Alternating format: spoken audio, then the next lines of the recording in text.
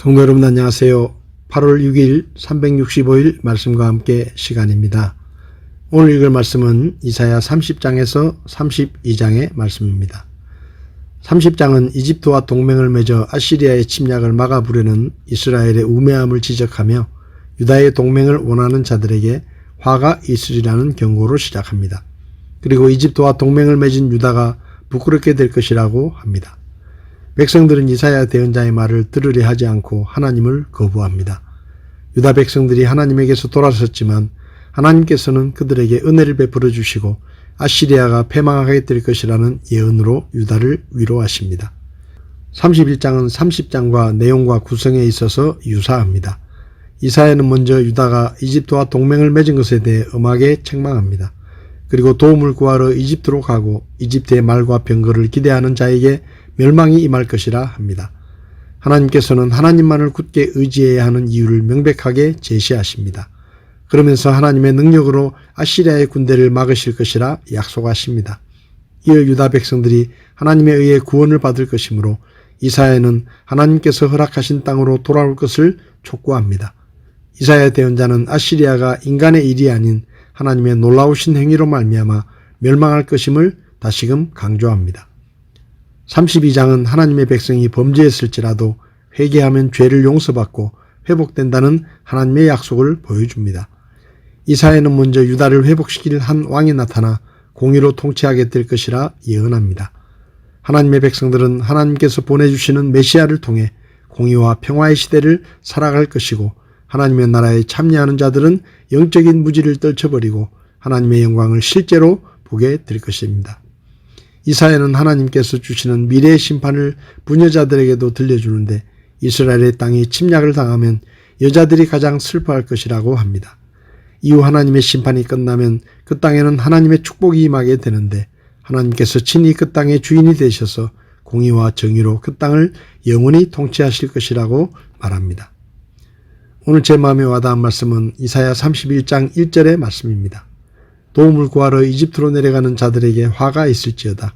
그들의 말들은 의지하며 병거들이 많으므로 병거들을 신뢰하고 기병들이 심히 강함으로 기병들을 신뢰하며 이스라엘의 거룩하신 일을 바라보지 아니하고 주를 찾지도 아니하는도다.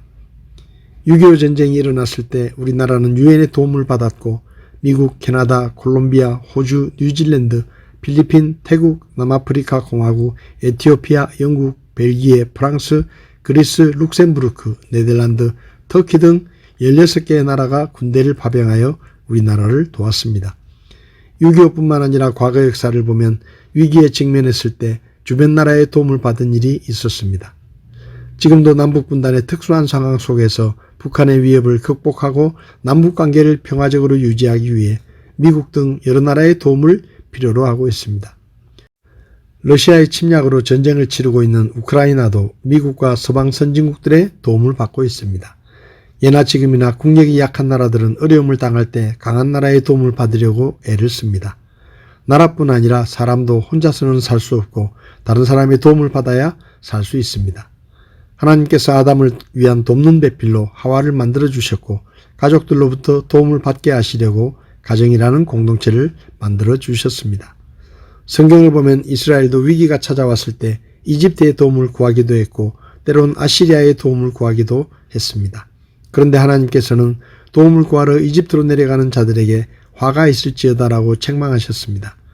이스라엘 백성은 하나님의 백성인데 그들이 하나님을 믿고 의지하지 않고 이집트의 말과 병거의 많음과 기병들을 믿고 의지하려 했기 때문입니다. 하나님은 하나님의 백성이 하나님보다 그 어떤 것을 더 신뢰하는 것을 용납하지 않습니다. 그래서 하나님은 하나님의 백성인 이스라엘 백성이 어려움을 당할 때 하나님께 도움을 구하지 않고 다른 나라와 다른 사람을 의지하려고 하는 것을 책망하신 것입니다. 성도 여러분, 여러분은 어려움을 당할 때 누구에게 도움을 청하십니까? 입으로는 하나님을 믿는다고 말하고 하나님은 나를 도와주시는 분이라고 말하면서도 정작 누군가의 도움이 필요할 때가 되면 하나님보다 다른 사람에게 도움을 구하고 있지는 않습니까?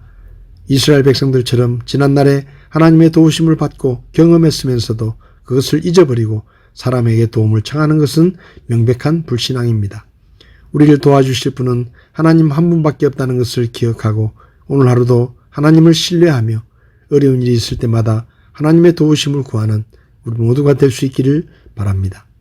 8월 6일 365일 말씀과 함께 오늘도 함께 해주셔서 감사합니다.